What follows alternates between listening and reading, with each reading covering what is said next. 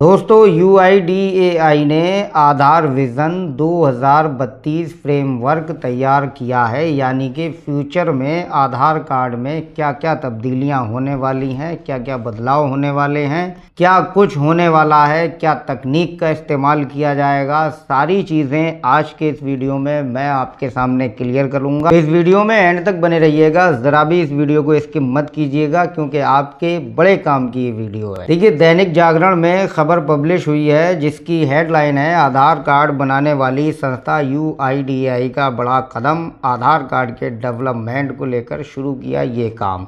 अब क्या काम शुरू किया है, क्या फ्रेमवर्क है, क्या चीज़ें हैं, वो सारी चीज़ें एक एक करके हम क्लियर करते हैं।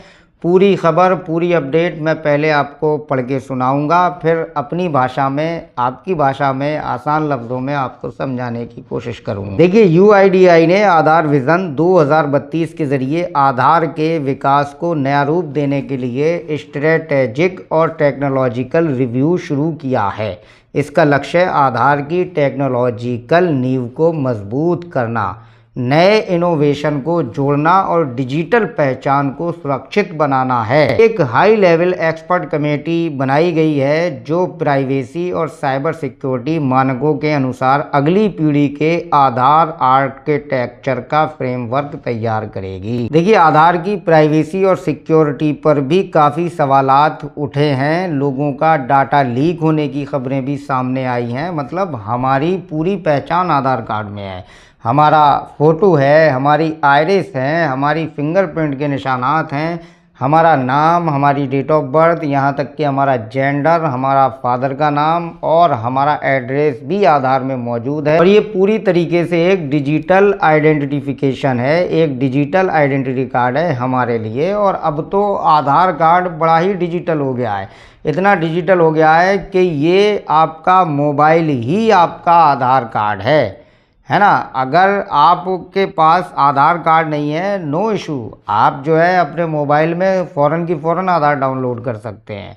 और एम आधार है एक एप्लीकेशन जिसमें आपका आधार ऑलरेडी लिंक रहता है, बस उसमें आप रजिस्टर्ड कीजिए और फिर उसके बाद आपका एक फिंगरप्रिंट का निशान होगा या एक अब आ गया है आधार एप्लीकेशन, वो मैंने आपको एक वीडियो में उसके बारे में बताया था। आधार एप्लीकेशन जो है वो फेस के ज़रिए ओपन हो जाएगा। ये कुछ इस तरीके का उसका लोगो है, आप देखिए स्क्रीन पर मैंने लगा दिया है। गूगल प्ले स्टोर पे आसानी के साथ मिल जाएगा और जो आईफोन यूज़र हैं वो एप्पल पे उन्हें मिल जाएगा, एप्पल का जो भी है। खैर, एप्पल मैं तो चलाता नहीं हूँ भैया, क्योंकि मैं बड़ा ही गरीब यूट्यूबर हूँ। आप लोगों की कृपा होगी तो मुझे बड़ा बड़ा बना देंगे आप लोग, है ना। तो ज़्यादा से ज़्यादा वीडियो को शेयर किया कीजिए, क्योंकि मैं वो चीज़ें आपको बताता हूँ जो यूट्यूबर आपसे छुपाते हैं, है ना। तो आधार टोटली डिजिटल है, तो इसलिए उसकी सिक्योरिटी पर भी काफ़ी सवालात खड़े होते हैं कि भाई जो पढ़े लिखे लोग हैं, ज़्यादातर समझदार, वो तो यही सवालात उठाते हैं, क्या हमारी आइडेंटिटी, क्या हमारी पहचान, हमारा एड्रेस, हमारा डाटा सुरक्षित है या नहीं है।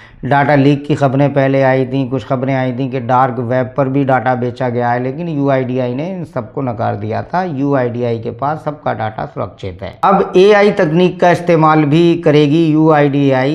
AI के ज़रिए आपका फ़ोटो जो है स्कैन किया जाएगा तो पता चल सकेगा कि ये क्या व्यक्ति है, ये कौन सा व्यक्ति है, ये कौन सा नहीं है। लेकिन AI का कभी कभी गलत इस्तेमाल भी हो जाता है। जैसे अभी कुछ दिनों पहले लोगों के साथ बड़ा इशू आ रहा था कि उनकी एज मैच ही नहीं कर रहा था AI।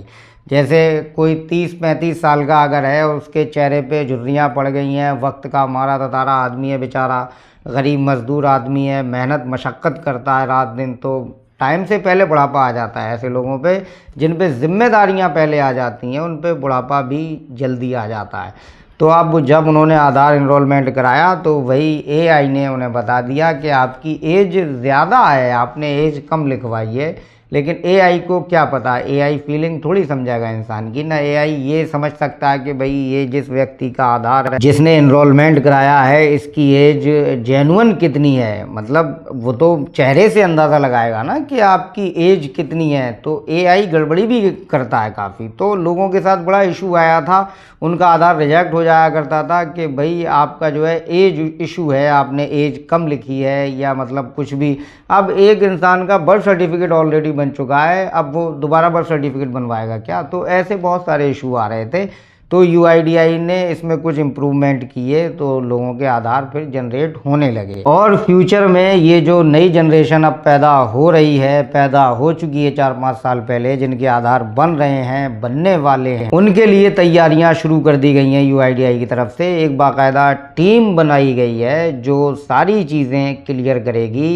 एक टीम जो हाई प्रोफाइल टीम है, वो इन सारे कामों को संभालेगी और पूरी तरीके से आधार को डिजिटल आइडेंटिटी बनाने की कोशिश जारी है यूआईडीआई की तरफ से। साइबर सिक्योरिटी का भी खास ख्याल रखा जाएगा। लोगों के साथ जो धोखाधड़ियां हो रही हैं, आधार कार्ड को लेकर फिंगरप्रिंट बना लिए जा रहे हैं और फिंगरप्रिंट लगाने के बाद उनके अकाउंट भी खाली कर दिए गए निरे लोगों के, ऐसी भी खबरें आई हैं। कोई सो रहा है, सोते में उसका अंगूठा लगवा लिया और उसके अकाउंट से रुपया उड़ा दिया। तो Aadhaar vision 2032 framework artificial intelligence यानी कि AI, blockchain, quantum computing, advanced encryption और अगली पीढ़ी के डेटा सिक्योरिटी मैकेनिज्म जैसी लेटेस्ट टेक्नोलॉजी का इस्तेमाल करने पर फोकस करेगा।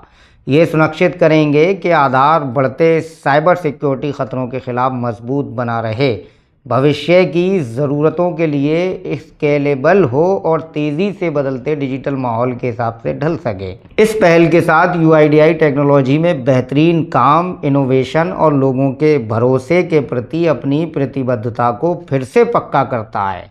ये सुनिश्चित करते हुए कि आधार भारत की डिजिटल गवर्नेंस यात्रा में एक बदलाव लाने की ताकत बना रहे। विजन 2032 रोड मैप न केवल टेक्नोलॉजिकल लीडरशिप बनाए रखने के बारे में है, बल्कि एक सुरक्षित, सबको साथ लेकर चलने वाली और लोगों पर केंद्रित डिजिटल पहचान के रूप में आधार की भूमिका को मजबूत करने के बारे में भी है। तो ये कुछ लेटेस्ट अपडेट थी यूआईडीआई की तरफ से आधार विजन 2032 फ्रेमवर्क जो मैंने आपको बताई। फिर भी अगर आपको कुछ समझ में नहीं आया है तो कमेंट करिए, किसी का कोई सवाल है वो कमेंट करिए, क्योंकि मैं एक एक कमेंट पढ़ता हूं और कमेंट के रिप्लाई पे स्पेशल वीडियो बनाता हूं। तो मिलते हैं अगले वीडियो में, तब तक के लिए आप अपना ख्याल रखिए।